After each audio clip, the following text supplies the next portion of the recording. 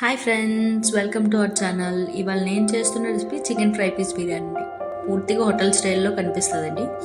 అయితే chicken KG తీసుకొని అందులోకి సాల్ట్, ధనియాల పొడి, జీలకర్ర పొడి, గరం మసాలా, చికెన్ మసాలా, కారం, కసూరి మెతి, అల్లం వెల్లుల్లి పేస్ట్, లాస్ట్లో ఫుడ్ కలర్. ఇదైతే లుక్ చాలా బాగుంటుంది. అందుకే ఇవన్నీ వేసేసుకొని బాగా కలిపేసేయాలండి. మసాలా మొత్తం పట్టాలి. ఇప్పుడు కలిపేసుకున్నాక పచ్చిమిర్చి, ఒక నిమ్మకాయ కూడా పిండేసుకొని కొద్దిగా ఆయిల్ వేసి ఒక్కొక్కసారి కలిపేసి ఫ్రిడ్జ్లో 30 మినిట్స్ మినిమం అండి ఫ్రిడ్జ్లో పెట్టేసి వదిలేసేయండి. ఈలోపు మనం 3 to 4 ఆనియన్స్, ఫ్రైడ్ ఆనియన్స్ బాగా వేపేసుకొని పక్కన పెట్టేసుకొని ఇప్పుడు వాటర్లో బిర్యానీ మసాలాలు, గల్లుప్పు, అల్లం వెల్లుల్లి పేస్ట్ వేసేసి మరగనివ్వాలి. తర్వాత ధనియాల పొడి, బిర్యానీ మసాలా, కసూరి మెతి వేసేసి మూత పెట్టేయాలండి. నీళ్ళు బాగా మరుగుతున్నప్పుడు నేనైతే ఫ్రైడ్ ఆనియన్స్ వేసుకున్నాను. తర్వాత రైస్ వేసేసుకొని క్యాప్ పెట్టేశానండి ఒకసారి కలిపేసి. ఇప్పుడు మనం వేరే ప్యాన్ పెట్టుకొని అందులోని ఆయిల్ వేసుకోవాలండి. షాలో ఫ్రైకి సరిపోతుంది.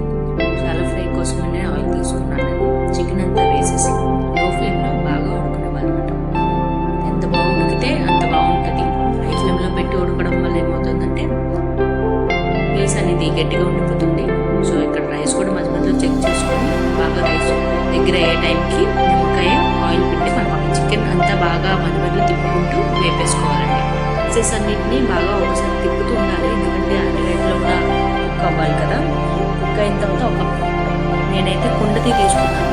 సో అందులోకి చికెన్ అంతా వేసేసుకొని ఆయిల్తో పాటుగా రైస్ అనేది 70% ఉడికిపోయింది, చెక్ చేశాను. సో అది తీసేసుకొని మనం ఇందులోకి వేసేసుకోవాలి. రైస్ మొత్తం వేసేసుకొని పైన నెయ్యి, అల్లం వెల్లుల్లి పేస్ట్, ధనియాల పొడి, జీలకర్ర పొడి, గరం మసాలా కొద్దిగా వేసేసేయాలండి. ఇప్పుడు yellow and red food colour కూడా వేసుకున్నాను నేనైతే. సో మీరైతే ఆప్షనల్.